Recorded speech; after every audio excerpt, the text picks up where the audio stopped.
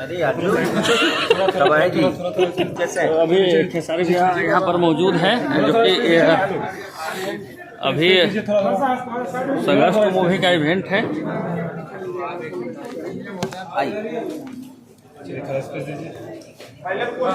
कहाँ गया बाबू? हाँ ले लीजिए। हाँ पंकज खड़े हो जाते हैं, ले लीजिए।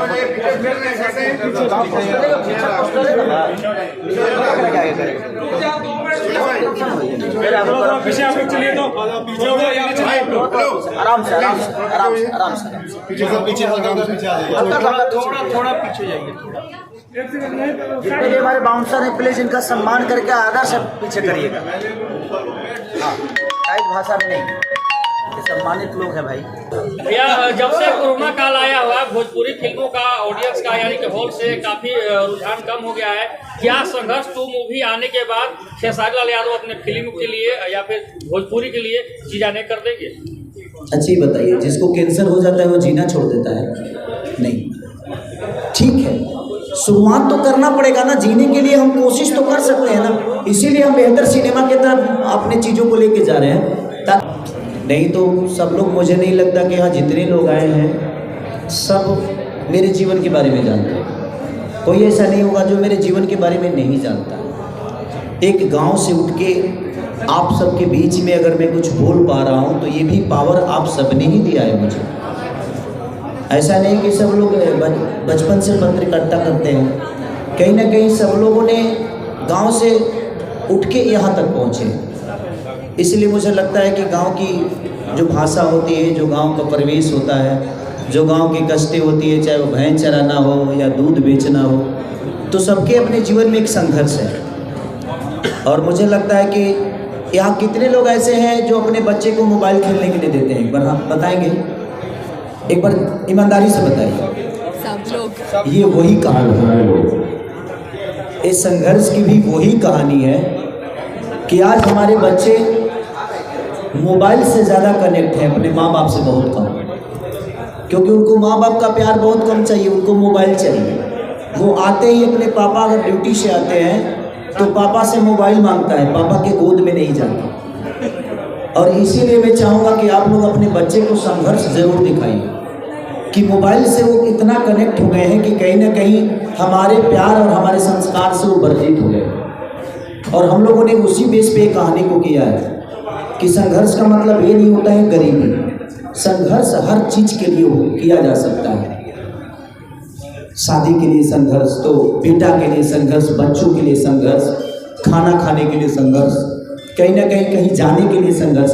तो संघर्ष का मतलब यही होता है कि जीवन अगर संघर्ष नहीं है तो जीवन का कोई मोल नहीं है। इसीलिए आप लोग संघर्ष 2 को आप अपने बच्चों के साथ, अपने फैमिली के साथ देखेंगे तो शायद किसी भी हद तक आप अपने बच्चे से कनेक्ट हो पाएंगे और आपका बच्चा भी कहीं ना कहीं आपसे कनेक्ट हो पाएगा। तो सिनेमा का मतलब ये नहीं कि हम सिर्फ आपको गाने भर दिए, इंटरटेन कर दिए और उससे हमें कुछ सीखने को ना मिले। इसीलिए हमने कोशिश किया है कि संघर्ष 2 को, एक संघर्ष 1 भी थी जिसमें एक बेटी को, एक गरीब बेटी को IPS बनाया जाता है। हम लोगों ने संघर्ष 1 भी किया था तो उसका कहानी ऐसा ही था कि एक पिता को बेटा चाहिए और बेटी पैदा होती है और उसको घर से निकाल देता है बाप। और निकालने के बाद ये होता है कि उसी डिस्ट्रिक्ट में वही लड़की जिसकी वजह से घर से निकाला गया था हीरो को, वो बेटी कलेक्टर बन के आती है। तो हम लोगों ने बेटी पढ़ाओ बेटी बचाओ बेटी पढ़ाओ का एक अभियान था वो हमारा। लेकिन ये अभियान सिर्फ एक बेटी के लिए नहीं है, उस हर बच्चे के लिए है जो बच्चे आजकल हमसे दूर हो गए, मोबाइल से कनेक्ट हो गए। मैं अपनी भी बातें कर रहा हूँ, मेरे भी 2 बच्चे हैं। जब मैं जाता हूँ तो सबसे पहले उनको मोबाइल ही चाहिए।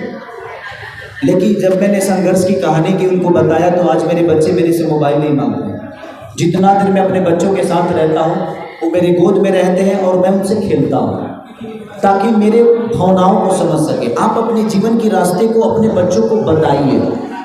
और हम लोगों ने संघर्ष 2 में यही बातें रखी है ताकि कोई भी माँ बाप अगर अपने बच्चों के साथ इस सिनेमा को देखेगा तो कहीं ना कहीं अगर करोड़ों बच्चों में से अगर 5,000 भी बच्चे अगर सुधर गए तो अपने राज्य का, अपने देश का भविष्य बच गया। क्योंकि हम अपने बच्चों को संस्कार से इतना दूर कर दिए हैं कि आने वाला पीढ़ी हमारे लिए वृद्धा आश्रम ही बनेगा। क्योंकि हमने कभी अपने जीवन के बारे में अपने बच्चों को बताया ही नहीं, हमने उनको वक्त नहीं दिया, जबकि हमें देना चाहिए। क्योंकि हमने मोबाइल दिया, मोबाइल देकर हम भी को सोचते हैं जे चल यार खेल उधर क्यों टेंशन दे रहा है, ये काम है वो काम है। तो बात यही है। और हम लोगों ने संघर्ष 2 को उसी के लिए बनाया है कि कम से कम हमारे राज्य के बच्चे या हमारे देश के बच्चे मोबाइल से दूर होके कम से कम अपने माता पिता के पास रहें और माता पिता के जीवन की बातें समझ सकें। इसीलिए हम लोगों ने संघर्ष 2 को बनाया। तो मैं सबसे यही रिक्वेस्ट करूँगा कि सदियों बाद कोई बेहतर चीज़ें बनती है, अगर आप सब मिलकर इसको सपोर्ट करेंगे तो मुझे लगता है कि हम भी एक बेहतर दिशा में काम करने की कोशिश करेंगे। आदमी का मनोबल कब टूटता है? जब अच्छा चीज़ करने के बाद भी उसको तारीफ नहीं मिलती। आप भी हैं, अगर अच्छा न्यूज़ बनाते हैं, अगर हम आपकी तारीफ नहीं करेंगे तो फिर आप न्यूज़ बनाना छोड़ देंगे या बेहतर न्यूज़ की तरफ नहीं जाएंगे। आपके बेहतर न्यूज़ का अगर व्यूअर नहीं आएगा तो आप बोलेंगे। अगर आप राम की चर्चा करते हैं और कोई आपका न्यूज़ नहीं देखेगा तो आप राम का चर्चा करेंगे? नहीं करेंगे। तो कोई भी दुनिया का आदमी जब बेहतर करता है तो आप सबका भी दायित्व बनता है। क्योंकि पत्रकारिता जो होती है, ये मीडिया जो होता है, ये समाज का तीसरा आईना है। आप सब जितना बेहतर लिखेंगे इसके लिए उतना ही बेहतर लोगों को समझ में आएगा। क्योंकि खेसारी को अगर करोड़ों लोग चाहते हैं तो उसमें से आप भी हैं और आपका भी फैन फॉलोइंग है, आपकी भी व्यूअर है, आपके भी चैनल पे दुनिया सपोर्ट करती है, तब आप इतना बड़े हुए हैं। तो मेरे कहने का मतलब कि छोटा छोटा अगर कड़ जुड़ जाए तो बहुत बड़ी चीज़ हो सकती है। इसीलिए हम लोगों ने कोशिश की है। इस संघर्ष को सिर्फ हम लोगों ने इंडिया में नहीं बल्कि विदेशों तक शूट सिर्फ इसलिए किया ताकि हम हिंदी फिल्मों में देखते हैं, साउथ की फिल्मों में देखते हैं कि बड़े कैनवास पे चीज़ें होती है। तो एक प्रोड्यूसर जैसे हमारे रत्नाकर भैया, इसको एक पैसे नहीं लगाए हैं, एक बेटे का जीवन संवारने के लिए। और एक सिर्फ एक बेटा की बात नहीं है, अपने भाषा का गरिमा, अपने भाषा का भविष्य क्या है उसके लिए इन्होंने करोड़ों रुपया झोंक दिया। अभी तक की जितनी भी इधर फिल्म बनी है सबसे महंगी फिल्म संघर्ष 2, क्योंकि विदेशों के धरती पे शूट करना बड़ा टॉप जॉब होता है। वहाँ होटल कम से कम 10,000 का एक होता है। अब खाए पिए में तो हमने के एक आदमी के खाने में 20 आदमी खा ली, ऐसा स्थिति होला। लेकिन उसके बावजूद भी उन्होंने हिम्मत की। मेघाश्री का एक किस्सा बताता हूँ। हम लोग बीच समंदर में शूट कर रहे थे, इनको कपड़ा चेंज करना था और एक टापू था जिसमें कांटे वाले जंगल थे, उसमें घुस नहीं सकता था आदमी। लेकिन इस एक्टर ने वहाँ जाकर कपड़ा चेंज किया। उस दिन से मैं इनका सम्मान मेरे मन में बहुत बढ़ गया और ये बात सबने देखी कि उस कांटों में जाकर भी ये लड़की कपड़ा चेंज करके होटल नहीं गई। तो एक कलाकार अपने काम को आप सबके मनोरंजन के लिए कितना मेहनत करता है।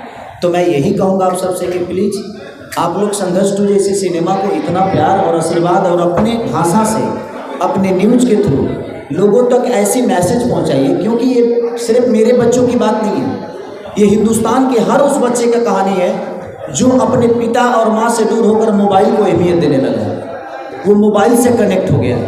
तो इसलिए हम लोगों ने इस सिनेमा को किया है ताकि हमारे बच्चे मोबाइल से दूर हो जाएं और हमारे पास रहें, ताकि वो आने वाले भविष्य में, आज हम जवान हैं तो ठीक है, हमें चीज़ें समझ में नहीं आती, लेकिन जब हम बुजुर्ग हो जाएंगे तो यही सारी चीज़ें, यही बचपन, यही चीज़ें हमारे बच्चों के दिमाग में रहेगी कि पापा हमें कितना प्यार करते थे यार।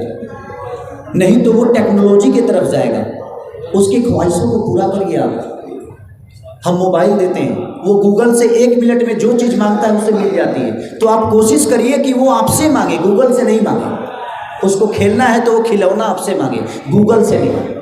तो ज़िंदगी में इसीलिए हम लोगों ने संघर्ष 2 को बनाया ताकि हमारे बच्चों का भविष्य, क्योंकि मैं अपने घर में देखा तो मुझे लगा कि नहीं, हमें इस बेस पे काम करना चाहिए। और फिर हम लोगों ने रत्नाकर सर को सलाह दिया, फिर पराग पाटिल जी से हम लोगों ने सबने मिलकर, लेकिन ये बिग बजट की फिल्म थी तो कोई प्रोड्यूसर हाथ नहीं लगा रहा था। तो फिर हम लोगों ने अप्रोच सर को किया और सर ने बोला कि नहीं, जहाँ हमारे देश के भविष्य के बच्चों के भविष्य का सवाल है वहाँ अगर 2-4-5 करोड़ रुपये डूब भी जाएगा तो हम लगा देंगे बाबू, लेकिन आप लोग ईमानदारी से काम करिए।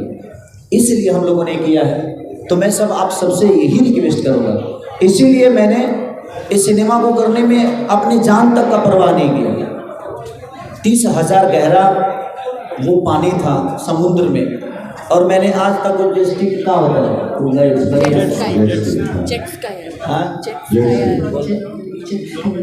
ये जो बोल रही है थोड़ा सा अंग्रेजी में प्रॉब्लम है भाई, हम आप सबको पता है। तो जब अंग्रेजी होता है तो मैं किसी और को सहारा ले लेता हूँ। तो इसलिए मैं आज तक चलाया नहीं था उसको। मैंने गोवा एक बार गया था तो मैंने देखा था, लेकिन सर अचानक से 20 मिनट के अंदर कोई आदमी उसको उड़ाने लगा। मुझे उसके लिए मेरी वाइफ से डांट भी पड़ी, क्योंकि मेरी वाइफ, मेरी बेटी, मेरा बेटा, हम चारों गए थे उस शूटिंग में। सर ने खुद ही बोला पहली बार मैं अपने बच्चों के साथ आउट ऑफ इंडिया गया।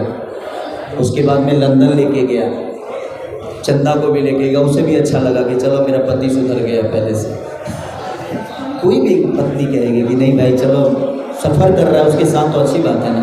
आज 17 साल का सफ़र है उसके साथ, अब वो मेरी प्रेरणा है। कहीं ना कहीं उसने मुझे बहुत ताकत दिया है, नहीं तो गलतियां हमने भी बहुत की है। बाद में मुझे समझ में आया कि यार ज़िंदगी में हर वक्त तो मैं दुनिया को वक्त देता हूँ, और यही वक्त है कि इसको भी देने की ज़रूरत है। बुढ़ापे में इसके अलावा मेरे पास कोई नहीं रहेगा, तो बुढ़ापे में हम वक्त दे के क्या करो, कोनो मतलब नहीं खेल। इसलिए आज मैं भी वक्त देता हूँ, और आप लोग भी अपनी फैमिली और अपने माँ बाप को हमेशा वक्त दीजिएगा। ज़िंदगी में वो कभी दुखी नहीं हो सकता जो अपने माँ को डेली फ़ोन करके पूछता है कि मम्मी तुम कैसी हो, पापा आप कैसे, क्योंकि उनसे बड़ा ताकत आपके धरती पे कोई हो ही नहीं सकता। तो हमेशा कोशिश करिए अपने माँ बाप को, अपने सुबह उठते ही पहले बोलिए मम्मी प्रणाम कैसी हो, क्योंकि माँ बाप जिंदगी के सबसे अनमोल रत्न होते हैं। हमें पढ़ना बताते हैं, हमें चलना बताते हैं, हमें बोलना सिखाते हैं। तो पहला हमारा मास्टर वही है। इसलिए मैं संघर्ष 2 की बोल रहा हूँ, क्योंकि आप लोग हर वो आदमी अपने आज के डेट में बच्चों से दूर है, उसको मोबाइल से आप जोड़ दिए हैं, और हर बच्चा आज गेम खेलने में तबाह है, अपने पापा के साथ कोई नहीं खेल रहा है।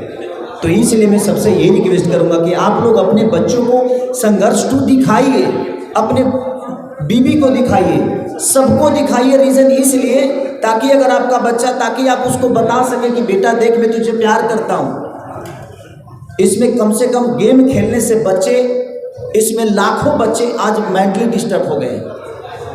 कहीं ना कहीं उनको गेम के तहत वो चाहते हैं कि कई सारे बच्चे छत से कूद जाते हैं गेम के तहत। कई बच्चे अपने माँ बाप का कत्ल कर देते हैं सिर्फ मोबाइल का देने में। हम इसीलिए ये सारे मुद्दे के साथ इस सिनेमा को बनाए हैं, और पराग जी ने बहुत अच्छा डायरेक्शन, इनका तो जवाब ही नहीं। इन्होंने मेरे साथ जितने भी फिल्म किए सारी सुपरहिट हैं, चाहे वो संघर्ष 1 से हमारी शुरुआत हुई इनकी, उसके बाद लिट्टी चोखा, आशिकी, संघर्ष 2, तो लगातार अभी गॉडफादर इन्होंने मेरे साथ बनाई, तो लगातार अभी राजा राम करने जा रहे हैं। तो कहीं ना कहीं हम लोगों ने बेहतर सिनेमा के साथ अपने जीवन को चलाने की कोशिश की। अगर आप सबका सपोर्ट नहीं मिलेगा तो हम कितना भी कुछ कर लेंगे, हम सफल नहीं हो पाएंगे। इसलिए मैं कह रहा हूँ कि जिस तरह आज साउथ के लोग अपने भाषा के लिए, देखिए हमारा भाषा, हर मीडिया के लोग ये बोलते हैं कि हमारा भाषा इतना प्यारा है, तो अगर अपना भाषा इतना प्यारा है तो उस भाषा के लिए हमें वक्त तो देना पड़ेगा ना। अगर हम अपने भाषा को वक्त ही नहीं देंगे तो प्यारा बोलने से प्यारा नहीं होगा, उसको हमें दुनिया को बताना पड़ेगा कि हाँ ठीक है हमारे पास 50 हॉल है, लेकिन हम 50 हॉल में कम से कम 10 करोड़ कमा सकते हैं। तो सब मिलके अगर हम सपोर्ट करेंगे तो ये मैसेज दुनिया को जाएगी।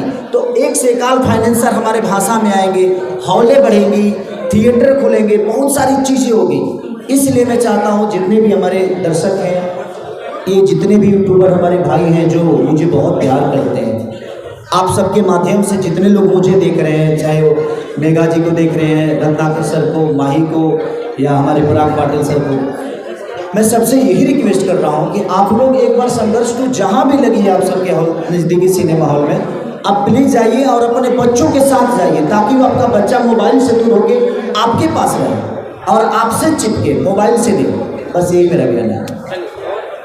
भैया लास्ट में एक सवाल रहेगा कि संघर्ष टू मूवी के बारे में बच्चों पर आपने काफ़ी जोर दिया। क्या इस संघर्ष टू मूवी से बच्चे के गार्जियन हो या फिर आपके ऑडियंस हो, क्या बताना चाहें?